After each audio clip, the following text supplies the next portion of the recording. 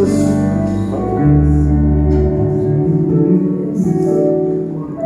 kuat kuasa pengurapan Roh-Mu menerangi seluruh hidup kami. Kebenaran pengajaran firman-Mu terus membentuk kami, mengajar kami menjadi pribadi-pribadi yang hidup di dalam kebenaran firman. Di dalam nama Tuhan Yesus Kristus kami sambut firman-Mu dengan penuh kerendahan hati. Amin. Kiranya pagi yang indah, pagi yang penuh sukacita ini, kita boleh merasakan karyanya Tuhan yang terus mengalir, menguasai seluruh hidup kita. Saudara yang terkasih dalam Tuhan, baik yang ada di ruangan ini maupun yang di tempat masing-masing yang mengikuti ibadah secara live streaming, kiranya kita dari hari ke hari mendapatkan anugerah dari Tuhan, mendapatkan kasih dari Tuhan untuk terus memahami apa yang menjadi kehendak, ketetapan, dan keputusannya Tuhan. Saudara yang terkasih dalam Tuhan, berbicara tentang kekalnya satu kehidupan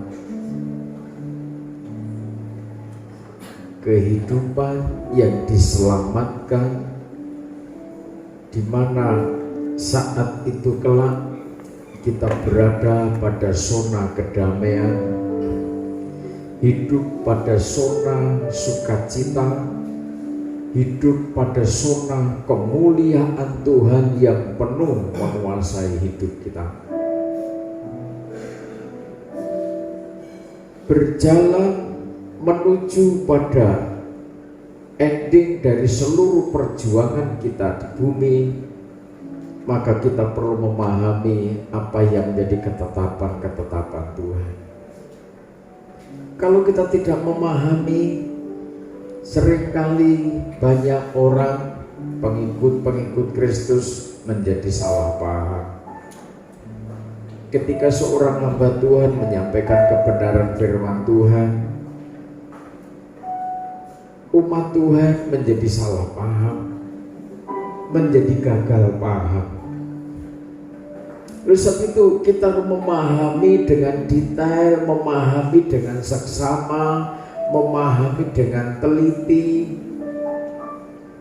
supaya kita ini tidak gagal paham, supaya kita tidak salah paham, baik dalam kapasitas, posisi, kedudukan sebagai hamba-hamba Tuhan, para gembala sidang, para full-timernya Tuhan, para part-timernya Tuhan, para penatua, imam-imam, seluruh umat Tuhan yang merasakan bahwa hidup kita ini dipilih Tuhan. Amin. Kalau kita memahami kehendaknya Tuhan, nanti setahap demi setahap kita ngerti apa sih yang harus kita pikirkan, apa sih yang harus kita kerjakan. Saudara yang terkasih dalam Tuhan, sehingga tidak ada penggolongan yang salah pada pelayanan akhir zaman. Oh, ini golongan Lewi. Akhir zaman tidak ada golongan Lewi. Kenapa saya katakan begitu? Kita baca firman Tuhan, siapa Lewi itu? Apakah orang-orang di luar Yahudi, orang-orang di luar Israel ada disebut namanya Lewi? Kita harus pastikan itu ketetapan Tuhan tentang imamat. Sesaat Tuhan Yesus datang ke bumi, Dia menyempurnakan hidupnya sebagai imam besar agung atas ketetapan Melkisedek Raja Salem, bukan atas ketetapan suku Lewi. Kalau pada akhir zaman, apalagi gereja-gereja, apalagi umat Tuhan di luar Yahudi atau Israel melayani atas dasar ketetapan Lewi, jemaat tidak ada yang dilantik ditapis jadi pelayan perjamuan kudus. Tidak ada jemaat imam-imam yang dilantik dipercaya menjadi worship leader sebagai pemain musik. Tidak ada. Masalahnya Lewi pada akhir zaman diidentikan dengan keluarga gembala sidang. Berarti semua yang melayani terkait penyelenggaraan ibadah keluarga gembala sidang. Jadi sampai sini prolognya saudara jelas. Kita sebagai imam-imam yang rajani bukan berdasarkan ketetapan Lewi, Harun dan anak-anaknya. Sebab di antara saudara tidak ada yang menjadi keturunannya Lewi. Tetapi kita melayani Tuhan karena ketetapan imam besar Melkisedek. Ketetapan Tuhan Yesus yang sudah berkorban di kayu salib. Maka bukan kamu yang memilih aku, tetapi aku yang memilih kamu. Bangsa-bangsa yang dulunya bukan miliknya Tuhan diangkat, diambilnya menjadi miliknya Tuhan. Sehingga kita dipercaya oleh Tuhan, ada yang jadi gembala sidang, ada yang menjadi worship leader, ada yang menjadi pemain musik, ada yang menjadi pelayan perjamuan kudus, ada yang singer dan lain sebagainya. Semua terlibat. Amin. Amin. Jadi jangan ada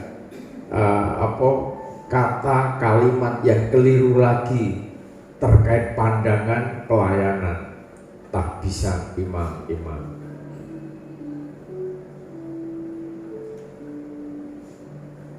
Jelas sampai di sini ya, supaya semua paham, supaya semua ngerti, sehingga ternyata kita ini semua mendapat kasih karunia dari Tuhan. Karena Tuhan yang memilih kita masing-masing pribadi. Nanti kita akan masuk kitab Wahyu. Ketika kita nanti masuk pengajaran kitab Wahyu, kita akan ngerti baik 7 bintang yang digenggam tangan Tuhan maupun 7 kaki Dian yang dilihat oleh Yohanes Rasul, masing-masing punya tanggung jawab yang tidak ringan.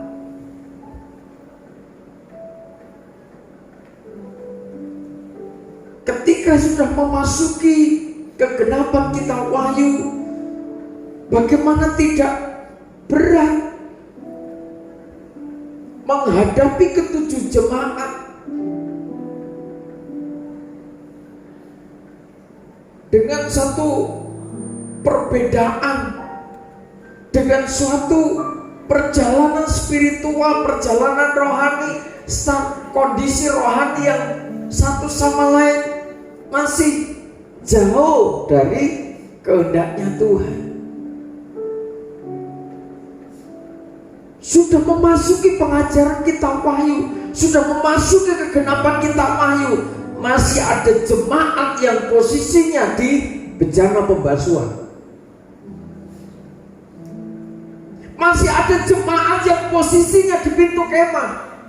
Masih ada jemaat yang posisinya masih di pintu gerbang. Masih ada jemaat yang posisinya di pelita emas. Padahal targetnya dalam waktu yang tidak lama harus mencapai kesempurnaan. Gereja mempelai harus terbentuk dalam waktu 2 tahun. Ketika nanti itu digenapi penyucian, pelayanan grafirat atas gereja bangsa kafir, dalam kurun waktu 2 tahun, bintang-bintang para gembala harus membentuk, mempersiapkan jemaat. Dalam waktu 2 tahun, jemaat yang masih berada posisi di pintu kemah, jemaat yang posisi rohaninya masih di pintu gerbang, masih di bejana pembasuhan, masih di mezbah korban bakaran, harus secepatnya dibawa masuk menjadi bait Allah. Sementara jemaatnya sudah di pintu tirai, jemaatnya sudah seakan-akan sudah di mezbah dupa, juga kehilangan kasih mula-mula. Waktu 2 tahun adalah waktu yang dilematis bagi bintang-bintangnya Tuhan. Jadi jangan ada ketika kita memahami kehendak, ketetapannya Tuhan, jangan ada lagi yang saling mempersalahkan. Jangan sibuk mencari kesalahan yang lain. Nanti keluarga A nyoroti terus keluarga B, keluarga B nyoroti keluarga A, nyoroti keluarga C. Kalau kerjaanmu seperti itu, pikiranmu seperti itu, selamanya suruh mati penasaran. Tidak pernah menjadi jemaat yang dewasa, tidak pernah menjadi hamba Tuhan yang dewasa, tidak pernah menjadi imam-imam yang tegak sebagai kaki tiang emas. Apalagi mencari-cari kelemahannya gembala, keluarga gembala.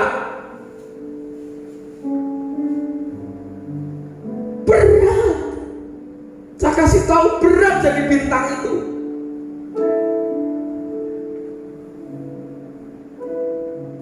Jangankan jadi bintang, jadi gembala sidang kecil aja berat.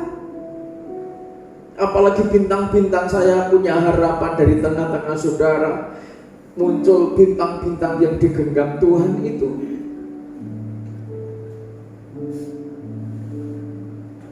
Saya punya beban untuk mempersiapkan generasi yang tangguh, bahwa tantangan yang akan kita hadapi, yang akan dihadapi anak cucu kita adalah tantangan yang tidak main-main. Iya, seorang pendeta, seorang gembala sidang itu manusia, masih banyak cacat celah. Iya,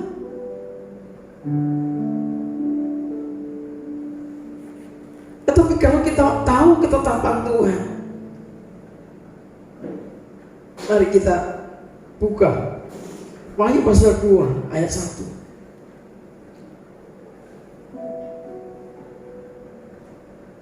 Gereja dalam situasi kondisi yang masih sangat labil ketika nanti memasuki kegenapan kita Wahyu. Mulai pasal pertama, kedua, ketiga, dalam kurun waktu 2 tahun nanti ketika kita Wahyu digenapi, gereja harus terbentuk menjadi bait Allah.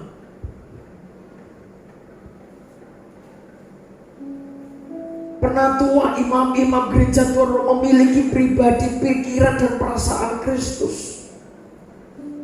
Dan ini diperlukan hamba-hamba Tuhan yang mau memahami kehendaknya Tuhan, mau mengerti kehendaknya Tuhan, digenggam tangan Tuhan. Sementara 7 jemaat di Asia kecil itu merupakan presentatif dari gereja bangsa kafir yang penuh dengan kekurangan. Iya, memang ada kelebihan, tetapi sedikit kekurangan. Kalau dalam waktu 2 tahun tidak ditinggalkan, tidak bertobat dari kekurangannya, dari dosanya, dari kelemahannya, lewat.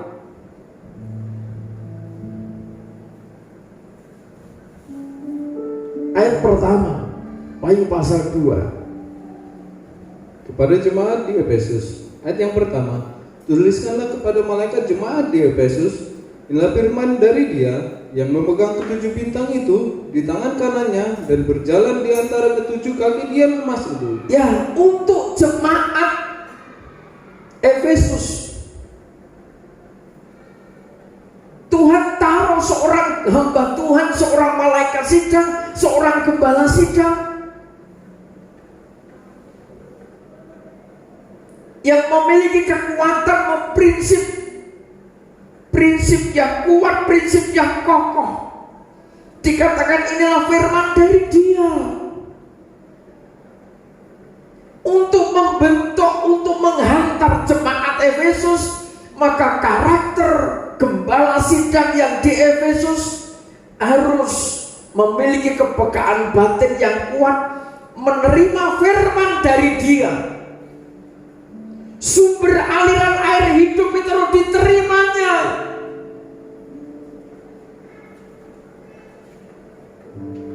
Dan gembala sidangnya Efesus adalah seorang yang digenggam tangan Tuhan. Artinya hamba-hamba Tuhan yang terlibat di dalam kegerakan pembangunan tubuh Kristus. Hamba-hamba Tuhan yang siap dipakai oleh Tuhan menjadi pelaksana demi menghantar gereja mencapai kesempurnaan. Hamba Tuhan seperti ini tidak bisa berjalan semaunya sendiri. Dirinya dibentuk, keluarganya dibentuk. Bagaimana mengasihi Tuhan? Sebab apa? Jemaat Efesus ini jemaat yang tataran rohaninya sudah sampai ke mezbah dupa.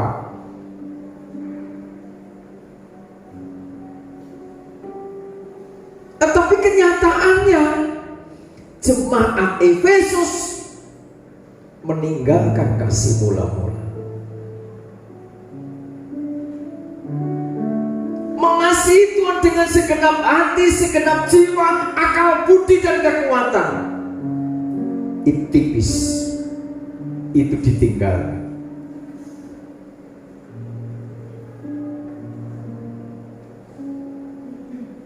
Saudara baca secara lengkap, Efesus itu rajin bekerja, berjerih lelah, membanting tulang, peras keringat. Efesus tidak ada tandingannya.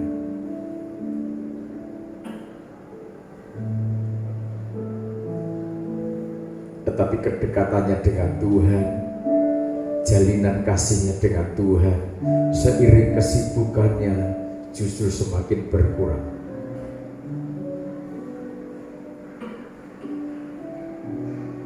Gembala sidang yang ditempatkan Tuhan di tengah-tengah jemaat Efesus menyampaikan pesan Tuhan, kalau tidak bertobat, tidak kembali kepada kasih mula-mula, maka Tuhan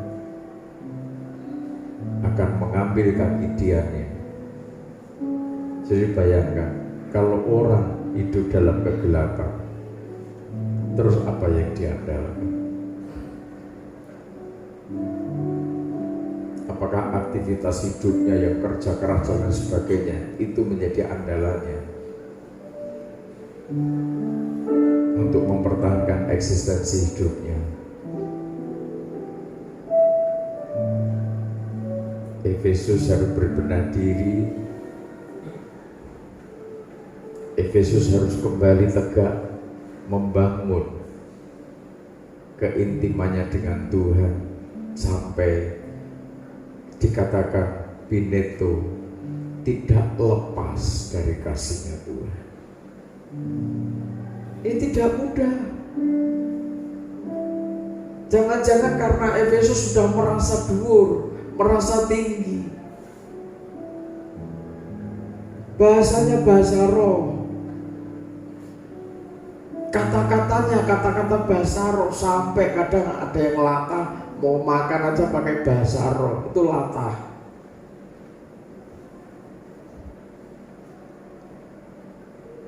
Apa-apa bahasa roh, apa-apa. Saya tidak melarang saudara berbahasa lidah, berbahasa roh, berbahasa malaikat. Tapi kan ada yang latah. Latah itu tidak semestinya diucapkan, maka ikut-ikut, tidak ngerti maknanya, ikut-ikut.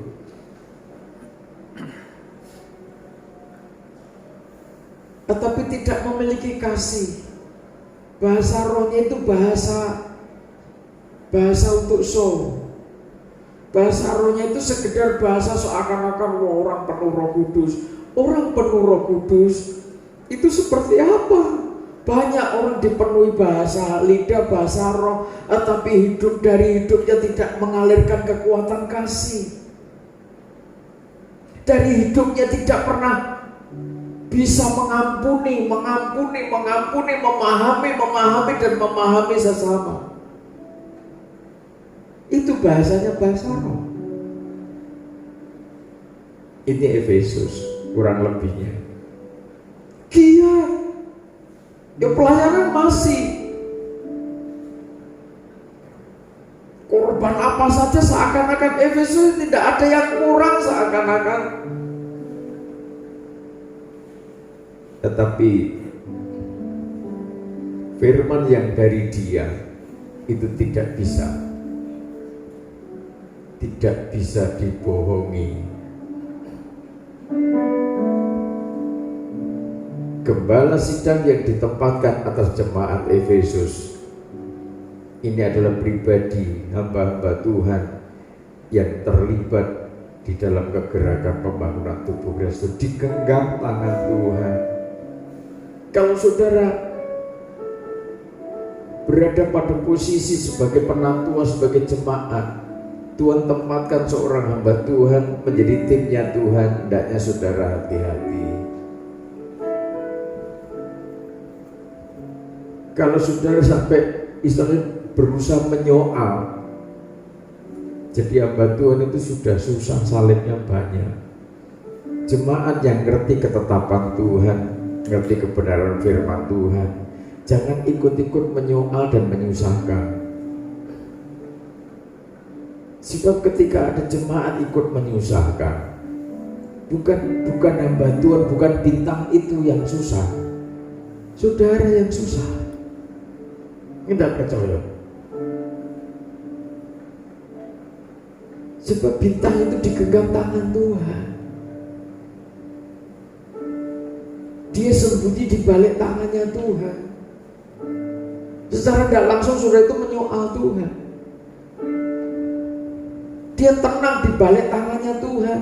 Dia diam di balik tangannya Tuhan. Ngempet. Nanti ngempet. Menahan diri untuk sabar, tenang. Kata Salomo apa? Elok rupawan di antara semak duri.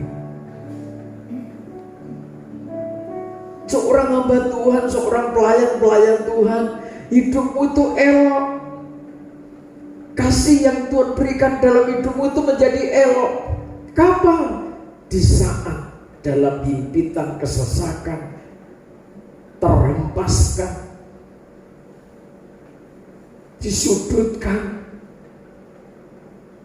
dihinakan, pedih rasanya. Tetapi dari situ Tuhan menampilkan sosok yang elok di pemandangan Tuhan. Jadi kalau saudara disesatkan dan saudara bersembunyi di balik tangannya Tuhan, saudara itu elok. Saudara disesatkan orang, dicaci maki orang, dielek-elek uang, dipusatkan orang, saudara maju, maka bukan elok lagi namanya. Ketika saudara membela diri, tidak perlu membela diri. Bersembunyilah di balik tangannya Tuhan, saudara aman dan tenang. Orang yang menyoal Tuhan didoakan, Tuhan kenapa orang ini tidak ngerti-ngerti, tidak paham-paham. Kamu percaya Tuhan, kamu percaya.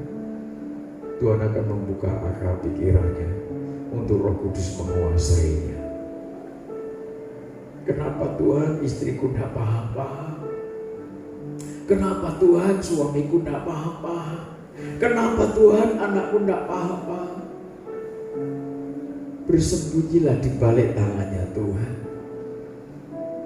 maka saudara aman di sana. Ketika saudara dalam titik aman, maka Tuhan mengerjakan apa yang menjadi permohonan doa saudara atas keluarga saudara. Amin. Apa yang saudara khawatirkan? Makanya ketika ada orang menyoal hamba Tuhan, ada manusia langka menyoal, tua-tua menyoal, saya melihat, saya mendengar, saya kasihan. Sebab yang menyoal itu yang akan dirugikan.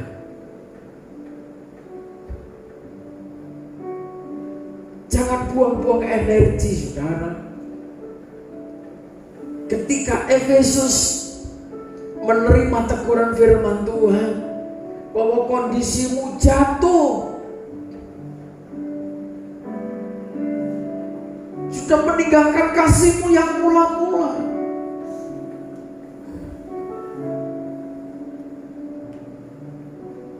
kenapa kok jatuh? Kalau ditelusuri nanti panjang, ini sekilas-sekilas. Gembala jemaat di Efesus harus support, harus membangkitkan gairahnya, sebab sesaat lagi sudah melewati tirai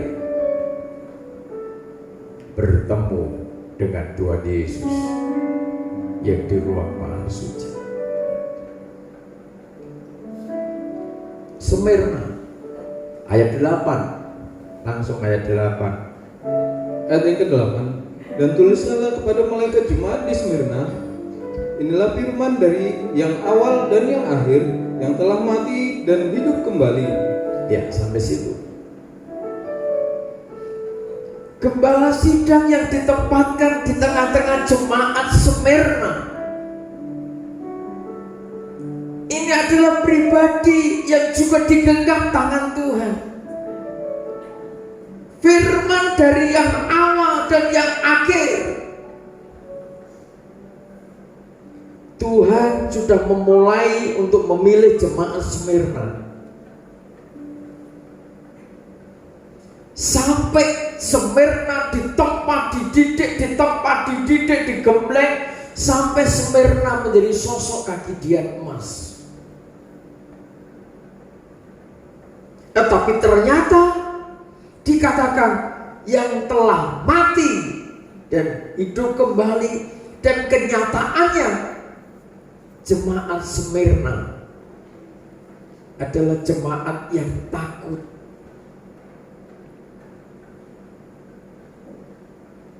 Takut apa? Jemaat takut menghadapi penderitaan.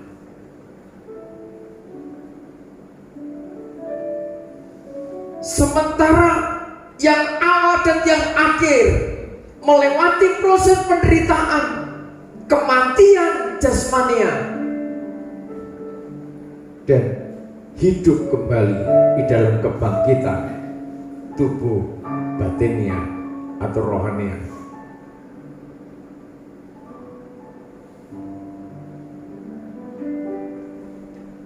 Jemaat Smyrna, jemaat yang takut menghadapi penderitaan salib. Karena takut menghadapi penderitaan salib, takut memikul kuk yang Tuhan percayakan dalam hidupnya, akhirnya jemaat Smyrna padam.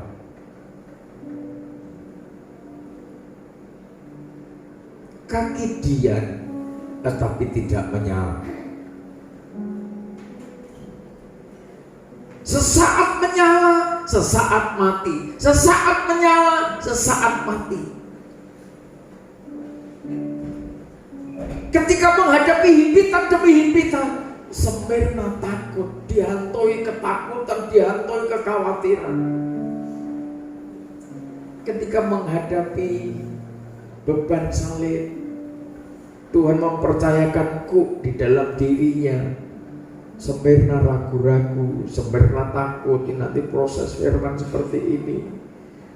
Aku kalau sungguh-sungguh seperti ini. Sehingga karunia-karunia roh yang Tuhan percayakan di dalam dirinya tidak berkembang. Kunci doa, kunci Daud dan lain sebagainya, makrifat dipercayakan, tetapi mati, tidak berkembang. Dipercaya karunia iman, imannya goncang. Dipercaya karunia penyembuh, tetapi juga karunia itu padam. Dipercaya karunia hikmat, tetapi bertindak sebagaimana orang yang tidak berhikmat. Dipercaya makrifat, tapi ranting meripat, tidak bisa melihat kebenaran yang sejati. Dipercaya roh menimbang, tetapi tidak pernah bisa menimbang mana yang baik, mana yang tidak baik. Beku.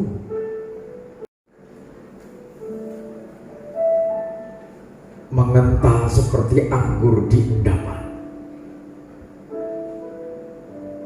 Kondisinya Smyrna seperti itu. Sampai di pelita emas.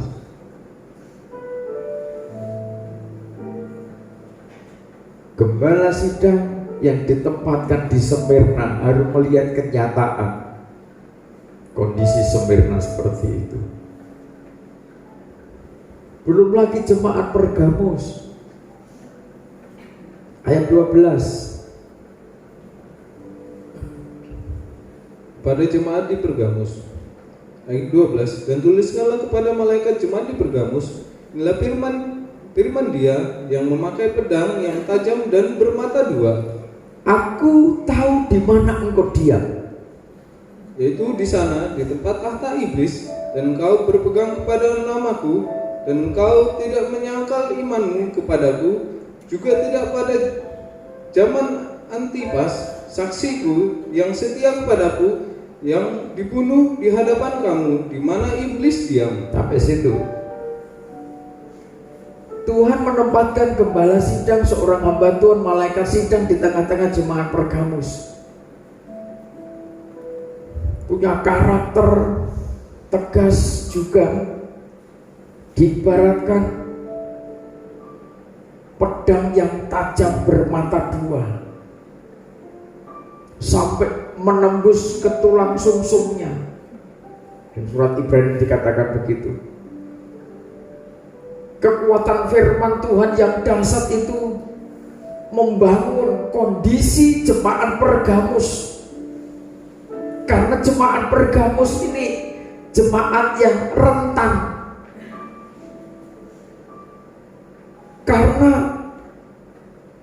pengajaran-pengajaran yang bermunculan, jika suatu saat nanti pada puncaknya pengajaran-pengajaran yang muncul pada akhir zaman digambarkan sebagaimana air yang disemburkan oleh naga yang merah padam dengan kemarahannya itu. Begitu santernya pengajaran-pengajaran pada akhir zaman yang tidak sesuai dengan ketetapan dan kehendaknya Tuhan. Jemaat Pergamus harus hati-hati dengan pengajaran Bileam. Jemaat Pergamus harus hati-hati dengan pengajaran pengikut Nikolaus.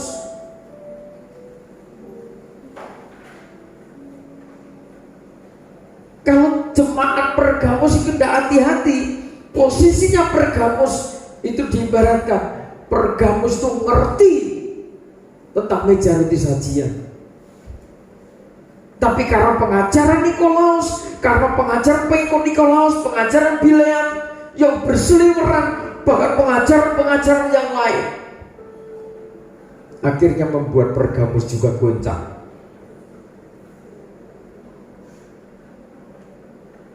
Mana yang harus diikuti?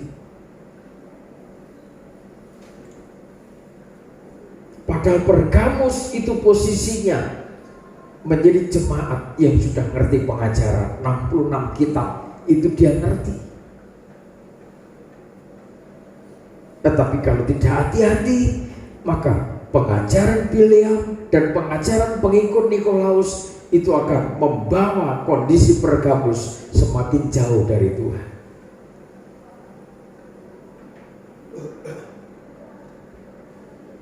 Apa itu pengajaran pengikut Nikolaus? Ketika Nikolaus sudah tahu Nikolaus dalam kegerakan gereja mula-mula merupakan satu bagian tim yang dipilih, diurapi Tuhan untuk menjadi tim penopang para rasul. Setelah Nikolaus dipanggil Tuhan, maka mereka bingung. Siapa yang menjadi pemimpin rohaninya?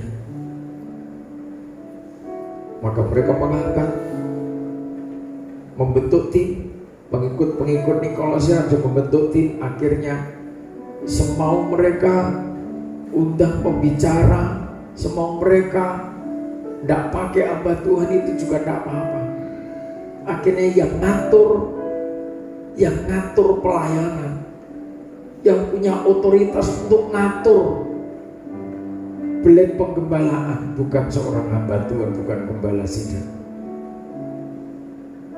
tapi diatur oleh tim.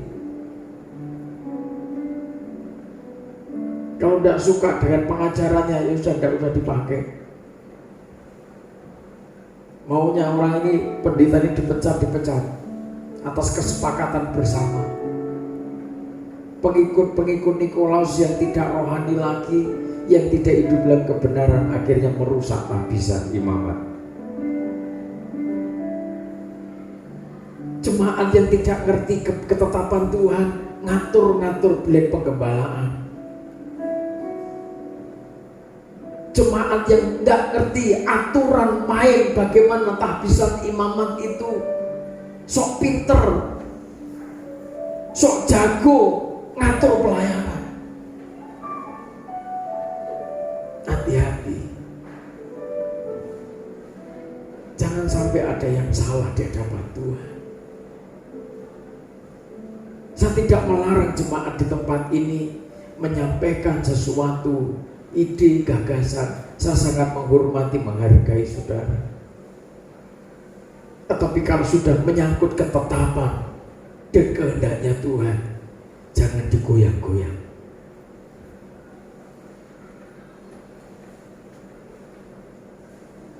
Saya pun tidak berani mengubah ketetapannya Tuhan.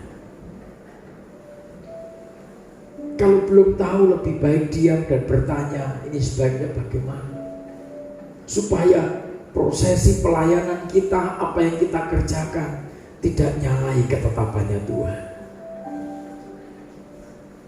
Orang yang tidak mau paham tentang ketetapannya Tuhan, kadangkala ngomong jadi kosong, ngomong jadi kasar.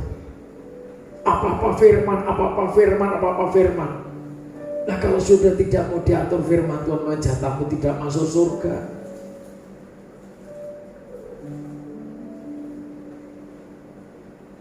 Yang tidak mau diatur oleh firman, Lucifer sudah menyediakan sarana prasarana yang nyaman bagi daging di bumi. Jemaat Pergamus, jemaat yang rawan himpitan pengajaran Bileam dan ajaran pengikut Nikolaus. Jika banyak jemaat tidak menghargai tahbisan imamat, yang menghargai tahbisan penggembalaan yang Tuhan tempatkan di dalam tengah-tengah jemaat itu sendiri, nanti bikin persekutuan sendiri, tidak mau ibadah tergembala. Udahlah, kita bisa khotbah sendiri. Mama yang dengar, anak-anak yang dengar saya khotbah. Khotbah itu gampang kok. Tidak hanya gembala sidang, tidak hanya pendeta yang bisa khotbah. Bisa. Semua orang bisa khotbah, wong itu ilmu bisa dipelajari. syaratnya pertama bisa ngomong. Tapi kalau tidak dipilih itu ada ditetapkan Tuhan, jangan mempermainkan tahbisan Tuhan.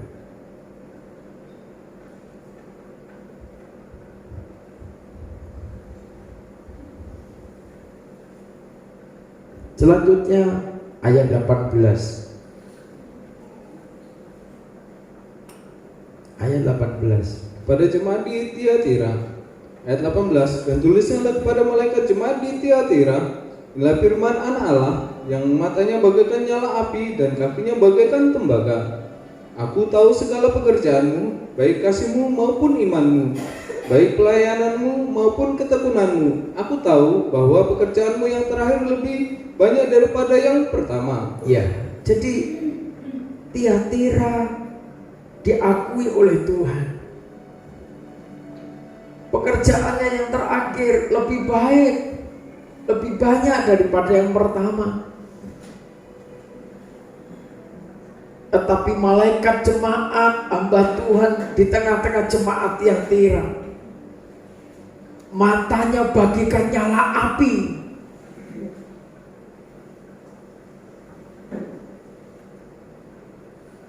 Makrifatnya makrifat yang luar biasa. Mata batinnya menembus setiap peristiwa yang terjadi di tengah-tengah jemaat Tiatira. Mata batinnya jemaat juga transparan di hadapan matanya gembala sidang jemaat Tiatira. Tidak ada yang tersembunyi di hadapan gembala sidang Tiatira. Ternyata Tiatira tersusupi roh-roh Isabel yang banyak menyesatkan umat, banyak menyesatkan tahbisan. Kalau di tengah-tengah jemaat sudah tersusupi nabiah-nabiah palsu seperti Isabel, karakternya, pikirannya, model-model seperti ini akan merusak tahbisan imamat. Tahbisan penggembalaan, tahbisan penatua, tahbisan imamat yang ada di tempat ibadah, di kumpulan umat Tuhan tidak dihargai. Munculnya, masuknya pengaruh nabiah-nabiah palsu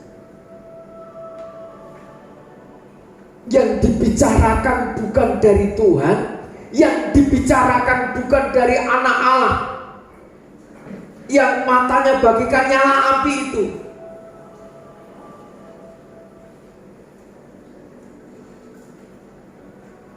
Tetapi yang disampaikan adalah ambisi pikiran, ambisi dirinya, personal egonya yang terlampau tinggi, menjadikan dirinya seakan-akan menyuarakan suara Tuhan, suara kenabian. Ini nanti akan kelihatan. Posisi jemaat Tiatira ini posisi yang juga labil. Posisinya di pintu kemah. Kalau ada orang model seperti ini, kalau sedang menghadap ke arah bait suci, menghadap ke arah ruang maha suci, dari posisi pintu kemah yang dibicarakan serba roh, bahasanya mulai bahasa roh, semua untuk Tuhan, semua untuk Tuhan. Kalau sedang menghadap ke arah bait suci, tapi kalau kadung kumat menghadap ke pintu gerbang, dia tidak berpikir lagi apa itu karunia roh.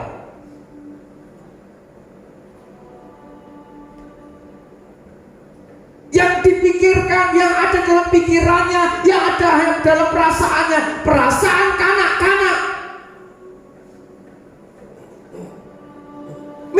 diperhatikan, mintanya digendong, mintanya terus dipeluk, mintanya pengen punya porsi yang lebih dalam perhatian. Kalau tidak diperhatikan, gondrong, itu mentalnya anak, mentalnya bayi. Mestinya sudah tegak, laksana pilar pintu kemah,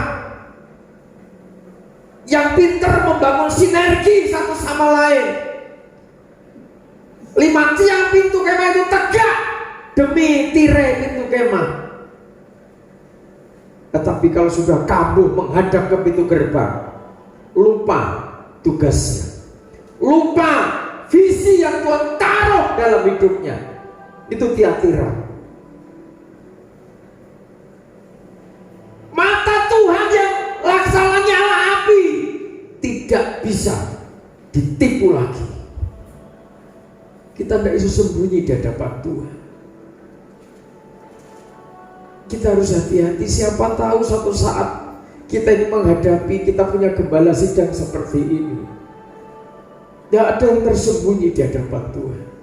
Tidak ada yang tersembunyi di hadapan gembala sidang ini. Jemaat di sini tidak usah tanya sana, tanya sini. Mungkin kok gembala kok begini, begitu, bicara ini, bicara itu, ngomong ini, ngomong itu. Sopo sing lapor? Tanya semua anak-anak di pastori.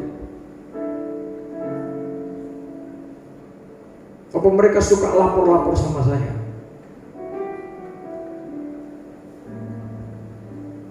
Saya berkata iya, tidak.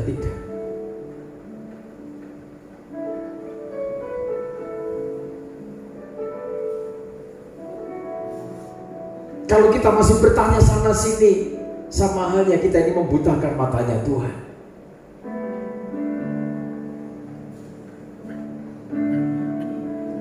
Terus kita mau bersembunyi di mana?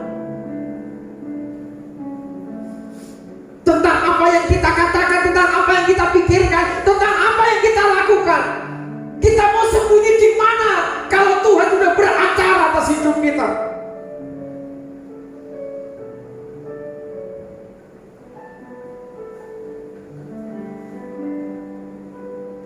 Istri saudara tidak pernah laporan sama saya. Suami saudara tidak pernah laporan sama saya.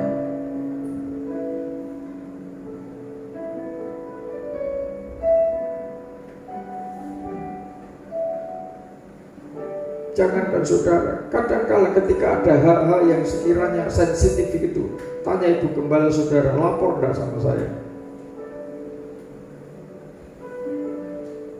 Saya curiga dengan sesuatu itu, ada apa? Enggak. Mau pokok aneh gitu sih. Orang apa-apa. Ya sudah. Ketika saya tidak boleh tahu tentang apa yang sedang terjadi dan mereka siap mengatasinya, silakan.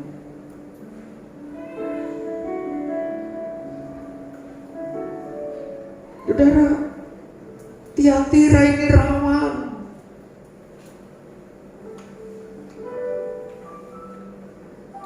Tapi hamba Tuhan harus ada di sana, harus membenahi Tiatira dalam waktu yang begitu singkat. Gak mudah saudara. Saya bayangkan bagaimana ini gembala-gembala yang ditempatkan di masing-masing jemaat dengan karakter yang sedemikian rupa. Diteruskan pasal 3 ayat 1.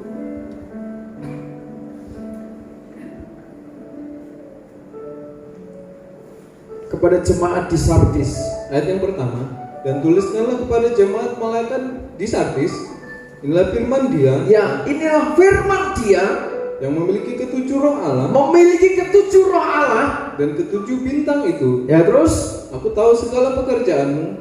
Engkau dikatakan hidup, padahal engkau mati. Amin, sampai situ. Jemaat Sardis ini posisinya di bejana pembasuhan.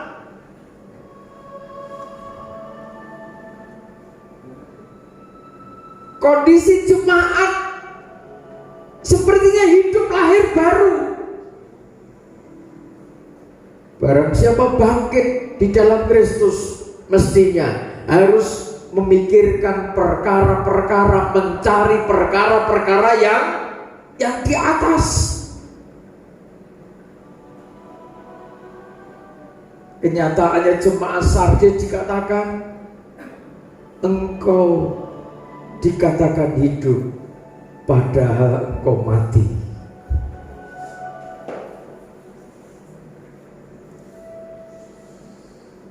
Saudara bisa bayangkan jemaat dalam posisi seperti ini, sementara hamba Tuhan ditempatkan di tempat seperti ini.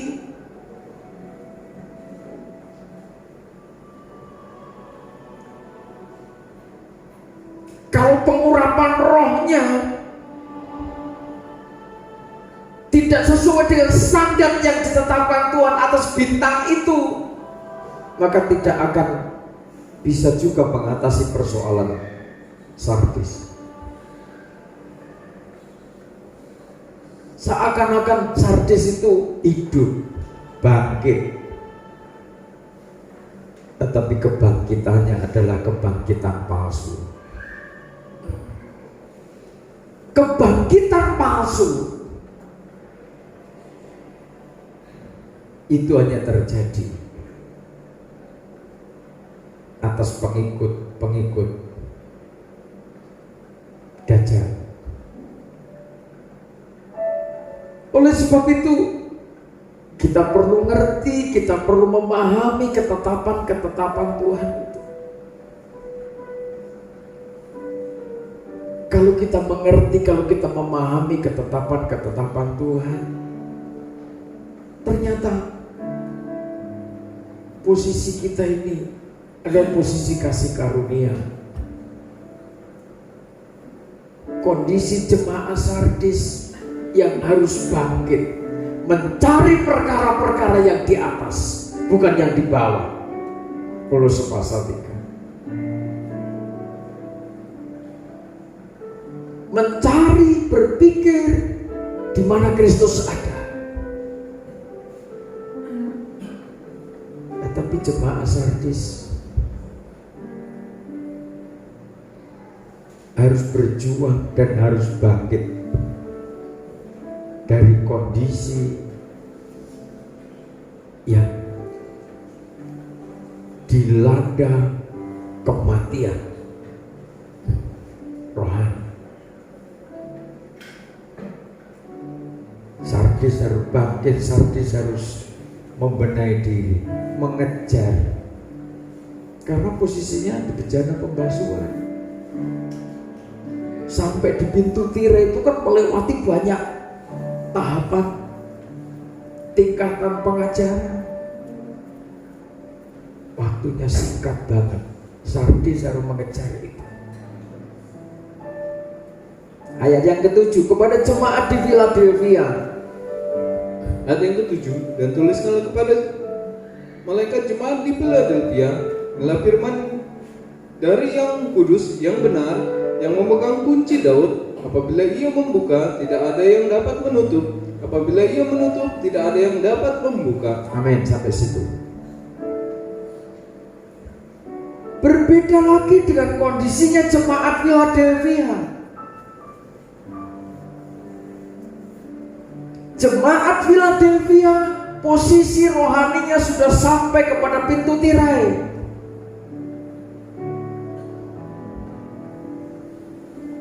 Jemaat Philadelphia sudah sebagai pribadi jemaat yang sangat intim dengan Tuhan.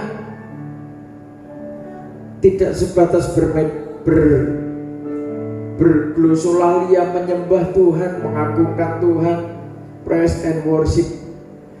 Tetapi jemaat Philadelphia ini sudah sampai tataran meditate, cakap dalam memeditasikan kebenaran firman dan hidup dalam pengurapan Roh Kudus.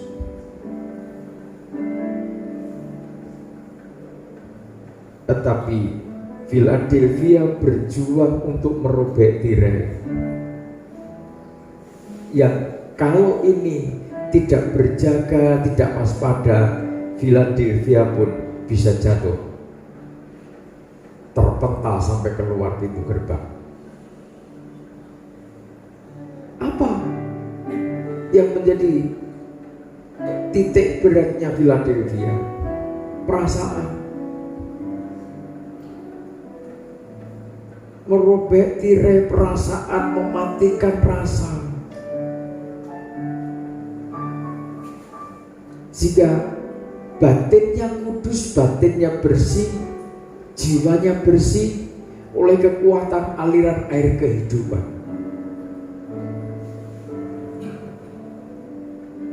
Ini posisi persekutuan dengan salib, posisi spiritual yang tinggi, tidak mudah. Bersih pikiran, bersih jiwa, bersih roh, batinmu bersih. Jiwa menghadapi apapun juga tidak gampang terguncang, bahkan tidak mau terguncang. Titik fokusnya kepada sang cahaya kuat, semakin kuat dan semakin kuat. Makanya Philadelphia dipercaya kunci Daud, karena malaikat sidang yang menggembalakan jemaat Philadelphia adalah gembala sidang yang dipercaya memegang kunci Daud.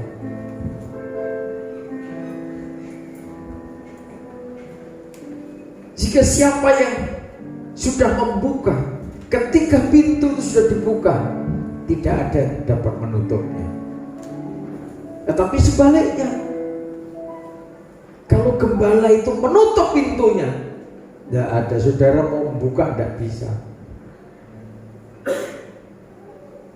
Tuhan katakan, akulah pintu, akulah jalan dan kebenaran dan hidup. Seorang gembala sidang itu dipercaya oleh Tuhan menjadi jalannya berkat. Jangan sampai seorang hamba Tuhan lepas kontrol, tidak bisa menguasai diri, malah menutup pintu berkatnya jemaat. Karena jemaat mungkin saking jengkel ke, karena jemaat mungkin terlalu menyusahkan, jika tanpa pikir panjang, jalannya berkat juga ditutup oleh perkataan seorang hamba Tuhan, seorang gembala sidang. Apa bisa begitu? Bisa. Sebab itu hati-hati. Hamba Tuhan, gembala sidang itu manusia. Musa saja bisa emosi. Ketika Musa emosi, akhirnya Musa tidak boleh melanjutkan perjalanan nyebrang sungai Yordan masuk Kanaan.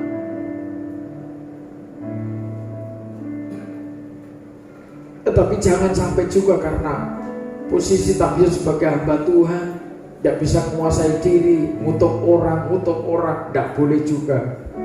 Sebab Tuhan mempercayai saudara sebagai hamba Tuhan bukan untuk mengutuk orang, bukan untuk mendoakan jelek kepada orang siapapun. Bahkan orang yang memusuhi saudara saja harus saudara doakan berkat bagi mereka. Philadelphia, jemaat yang tekun, apapun situasi kondisinya, dia merasa, karena memang kondisi Philadelphia itu berbeda dengan jemaat Laodikia. Secara kuantitas sangat terbatas, secara materi sangat terbatas. Tetapi Philadelphia itu setia. Dan ketika sedang teror, perasaannya merasa kenapa seperti ini, kenapa seperti ini. Itu Philadelphia. Tirai perasaannya yang harus terus dikikis sampai sebatas tirai. Itu ruang maha suci. Ayat 14, dan tuliskanlah kepada malaikat jemaat di Laodikia. Ayat 14, dan tuliskanlah kepada jemaat di Laodikia, inilah firman dari Amin, saksi yang setia dan benar, pemulaan dari ciptaan Allah. Aku tahu segala pekerjaanmu. Engkau tidak dingin dan tidak panas. Alangkah baiknya jika engkau dingin atau panas. Ya jika jadi karena engkau suam-suam kuku Dan tidak dingin atau panas, aku akan memuntahkan engkau dari mulutku. Ayat 7. Karena engkau berkata, aku kaya dan aku telah memperkaya diriku dan aku tidak kekurangan apa-apa, dan karena engkau tidak tahu bahwa engkau melarat dan malang, miskin, buta dan telanjang. Amin, sampai situ. Kadang orang berpikir orang yang sudah sampai kepada pintu tirai secara materi kok sepertinya berat, sulit. Philadelphia beda jauh dengan Laodikia, posisinya di mezbah kurban bakaran.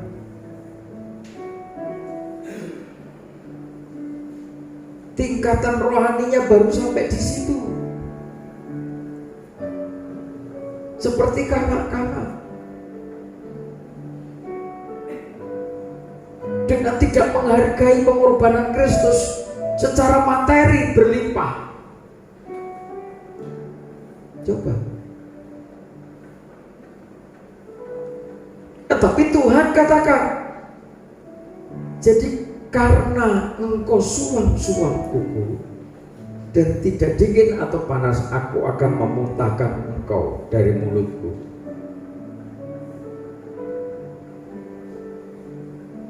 Jadi jangan sampai kita sebagai pelayan-pelayan Tuhan, jangan ukuran ibadah saudara, ukuran pengabdian saudara kepada Tuhan adalah materi.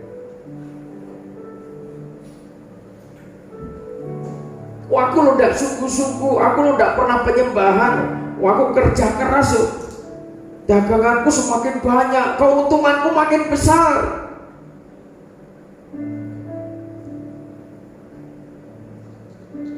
Tetapi ingat, apa artinya kekayaanmu ketika suatu saat sudah dimuntahkan Tuhan?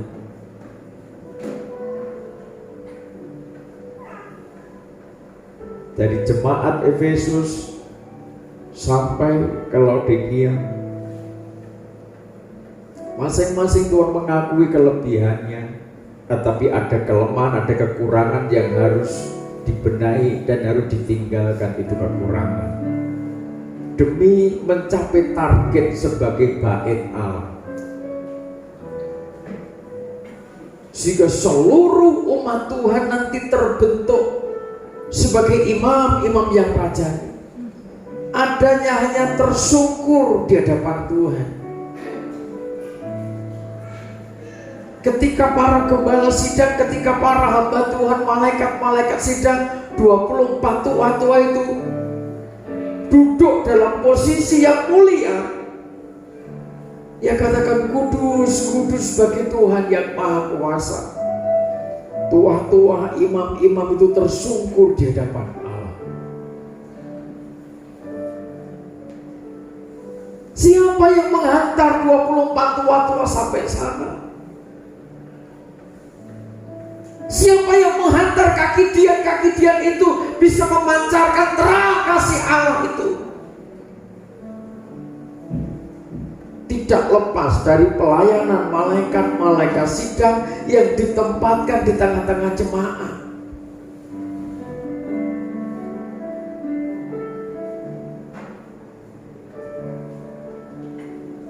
Siapa yang membawa bintang-bintang itu?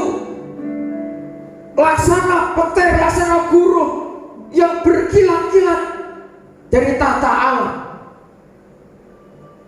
Tuhan sendiri. Tidak lepas dari campur tangan Tuhan. Jadi kalau kita teliti, kita simak baik-baik, apa yang dibanggakan?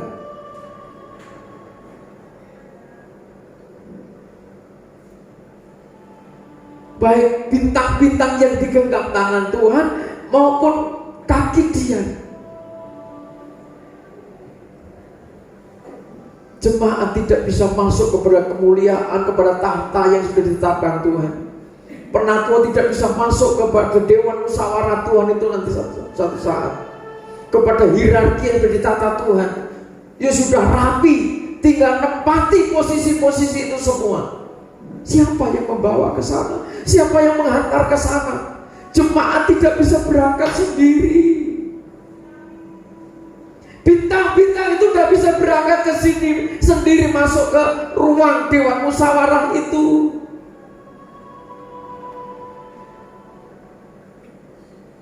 Bintang-bintang itu ada prosesnya, kaki Dian itu ada prosesnya.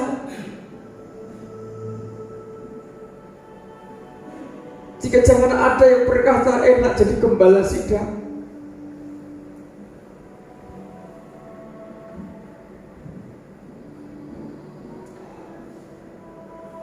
Enak jadi pendeta hanya terima persembahan, terima persepuluhan.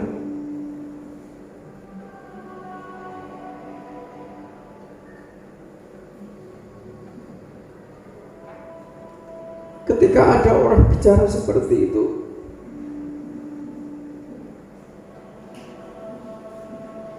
rasanya tersayat, kasih tahu.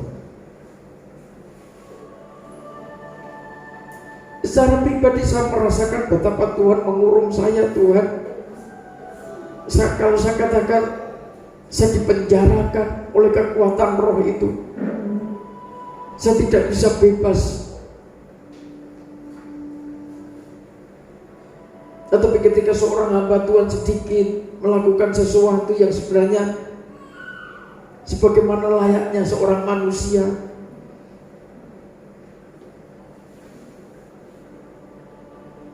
kadang sudah dikomentari oleh orang yang belum ngerti ketetapan Tuhan.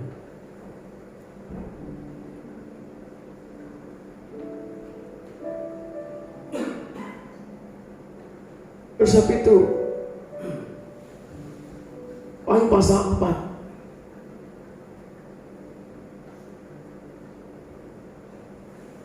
langsung ayat 8. Wahyu pasal 4 ayat 8. Ayat yang ke-8.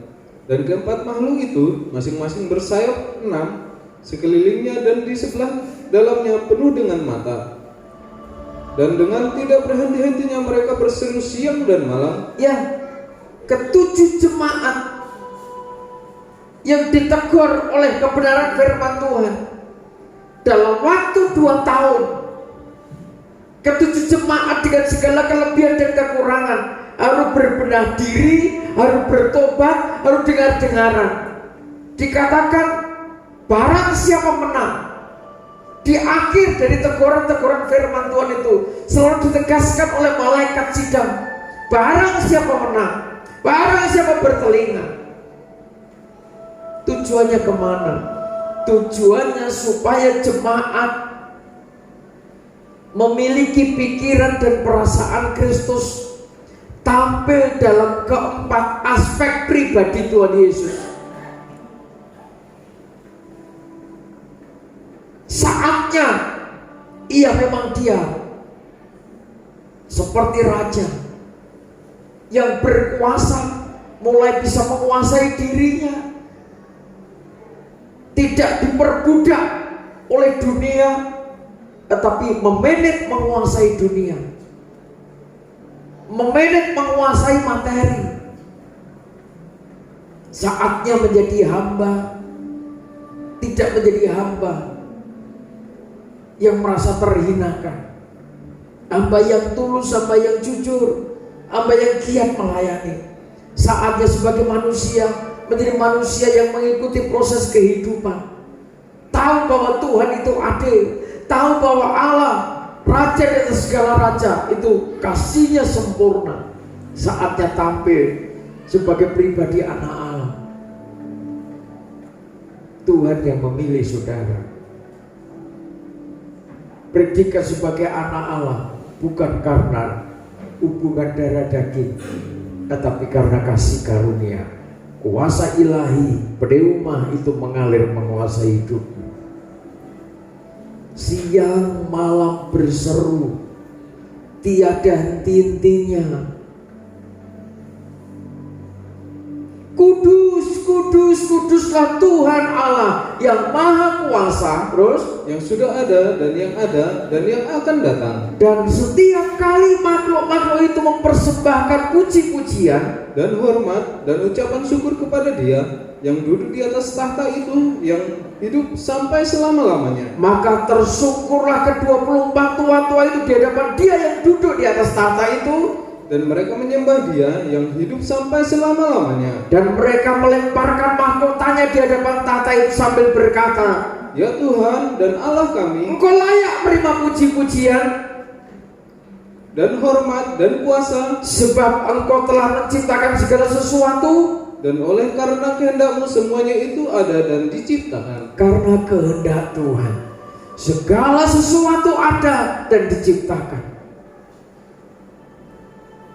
Pribadi-pribadi yang sudah melewati proses pelayanan grafirat selama 2 tahun, ketika firman itu nanti digenapi, maka menjadikan jemaat, menjadikan hamba-hamba Tuhan yang melewati proses pelayanan grafirat, penyucian dan pendamaian selama 2 tahun itu nanti tercipta menjadi pribadi-pribadi imam-imam yang rajani bagi kerajaan Allah.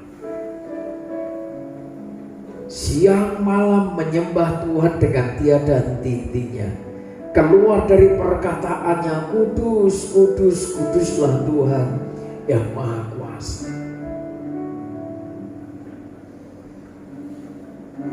Mereka melemparkan mahkotanya di hadapan tahta itu.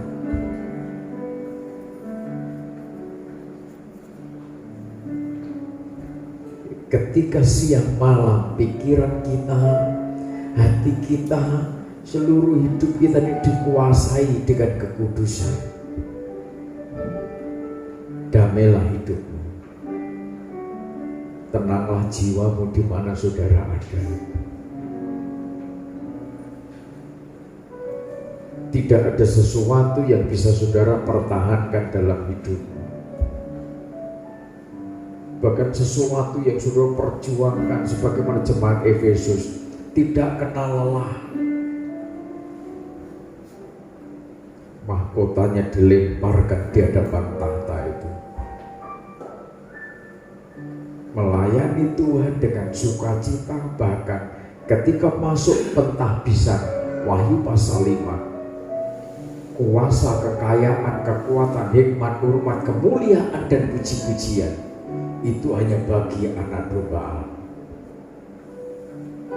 Tidak lagi terikat dengan apa yang Tuhan percayakan dalam hidupnya. Semua bagi kemuliaan Tuhan. Kalau kita ngerti ketetapan Tuhan, kita ngerti aturan kerajaan Allah, kita akan bertindak bijaksana. Dimanapun posisi kita, kita bukan keturunan Lewi, tetapi Tuhan yang memilih bangsa kafir.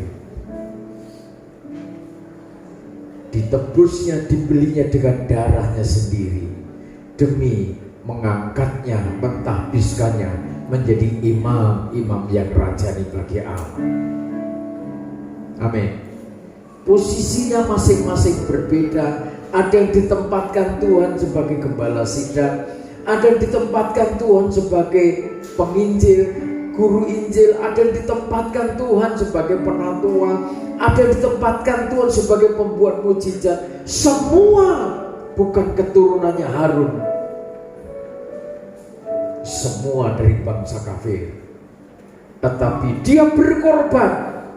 Bangsa kafir yang tidak mendapat bagian keselamatan diangkatnya,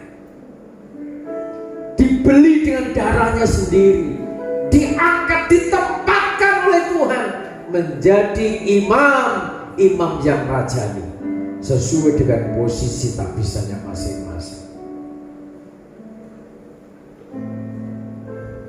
Dimanapun posisi saudara, sebagai gembala sidang, sebagai penatua, sebagai imam-imam, para pelayan, pemain musik, worship leader, pelayan perjamuan suci, guru-guru sekolah minggu, semuanya adalah imam-imam yang rajani. Jangan sebut Lewi, sebab ketika dia sudah datang, maka menyempurnakan perjanjian yang pertama. Penyempurnaan keimaman sudah di dalam ketetapan imam besar Melkisedek. Bukan karena keturunan Lewi, tetapi karena darah pengorbanannya sebagai imam besar sudah dikorbankan, membeli saudara semua demi menjadi imam-imam yang raja. Ketika kita memahami ketetapan Tuhan, mari kita sama-sama berjuang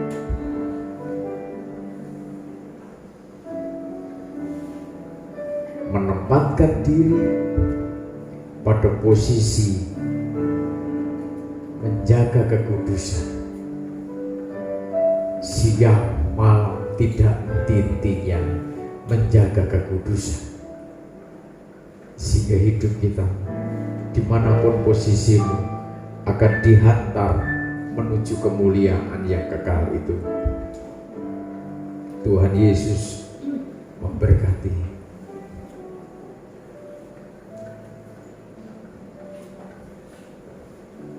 Haleluya.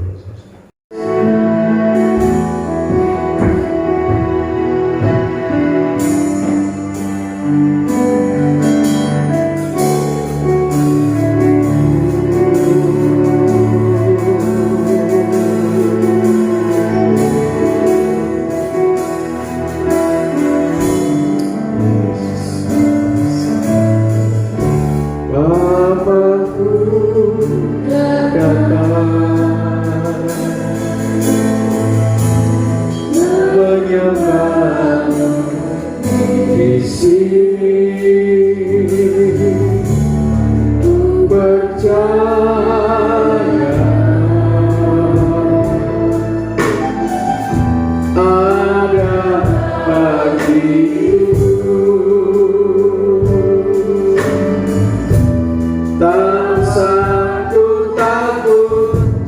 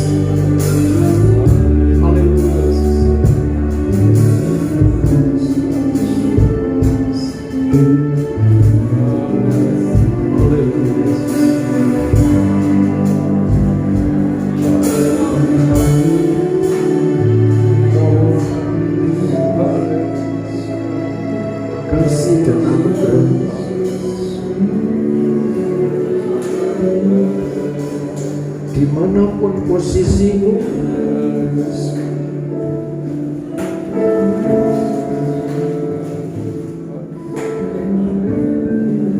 kasih karunia yang dari Tuhan, belajar bersyukur, belajar mensyukuri karena Tuhan sudah memilih saudara.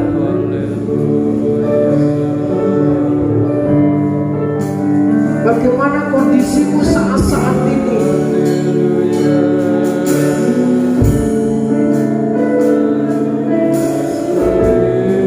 Bersyukur Tuhan masih berbicara di tengah-tengah hidupmu.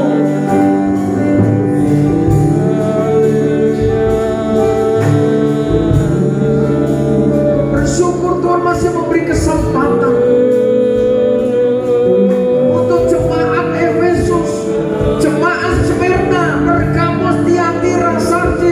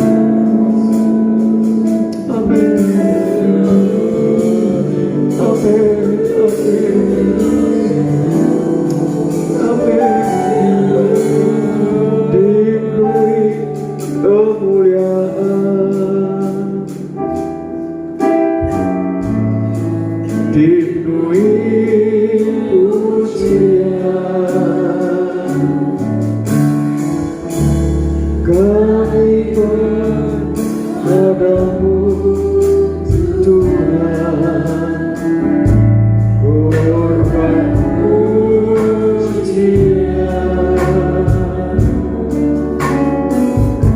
dipenuhi kemuliaan,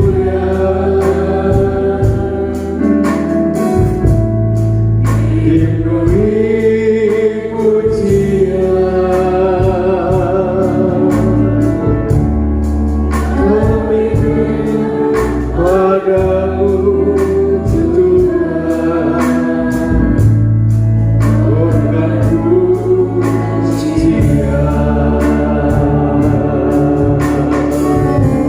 Kau saja yang suci, Kau saja yang layak, layak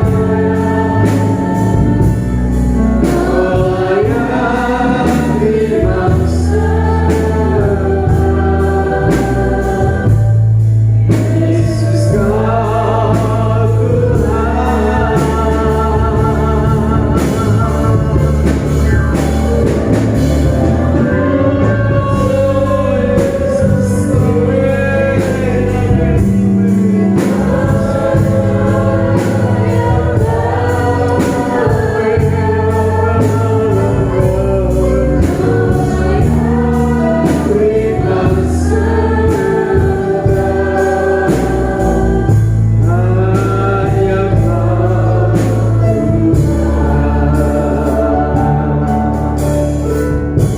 Saudara, ketika kita merenungkan kasih-Nya Tuhan yang begitu sempurna,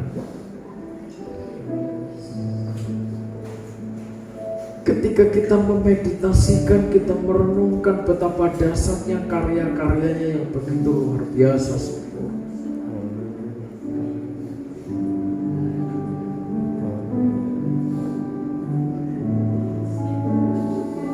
Dia yang layak dimuliakan, Dia yang layak dipuji.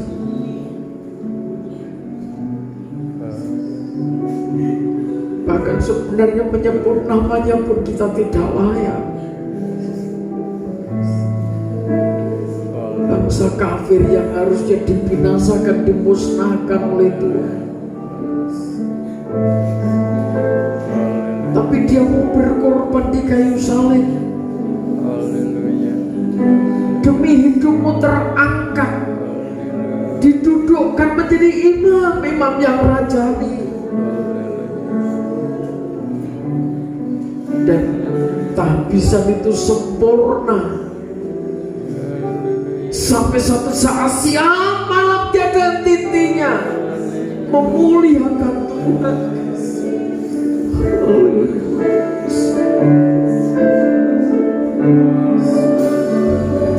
Ketika energimu sudah fokuskan bagi Dia,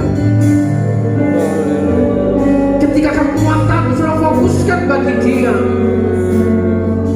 semua bagi anak domba Allah, semua bagi Dia, segala kemuliaan, segala keagungan.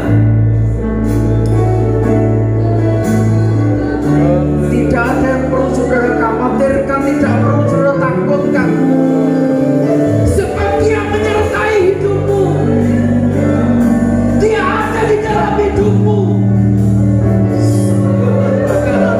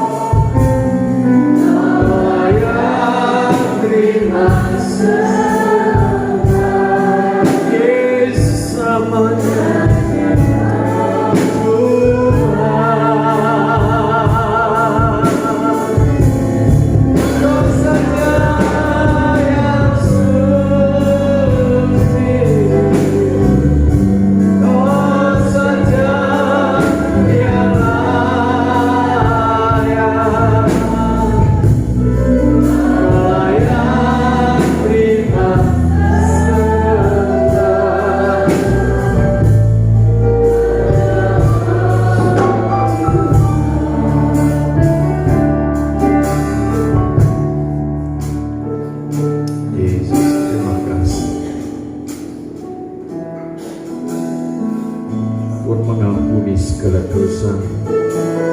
Tuhan mengampuni segala cacat celah kami.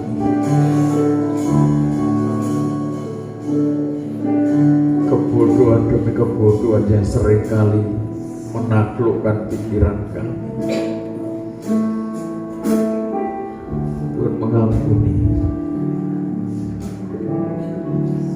Sehingga Tuhan masih memberi kesempatan untuk kami bertobat, kami berbenah diri. Sampai waktu yang ditetapkan Tuhan kelak, jemaatmu, gerejamu mencapai standar kualitas spiritual yang ditetapkan Tuhan. Hidup di dalam kemuliaan Tuhan, melewati kesulitan demi kesulitan, melewati proses demi proses kehidupan, melewati ketidakpastian hidup di bumi. Tetapi Tuhan menuntunnya, Tuhan menjadikannya elok di tengah-tengah himpitan zaman. Laksana bintang-bintang, laksana 7 kaki dian emas yang terus berkemenangan, bergerak di tengah-tengah himpitan, di tengah-tengah kesulitan zaman, keluar sebagai pemenang sampai bertemu, menyongsong kedatangan Tuhan di padang belantara pengungsian, tempat yang Tuhan tetapkan untuk kami menantikan kedatangan Tuhan. Dan kami percaya kemenangan ini terjadi karena kasih dan anugerah Tuhan, karena Tuhan memperhatikan kami, karena ketidakberdayaan kami. Terima kasih Tuhan, terima kasih.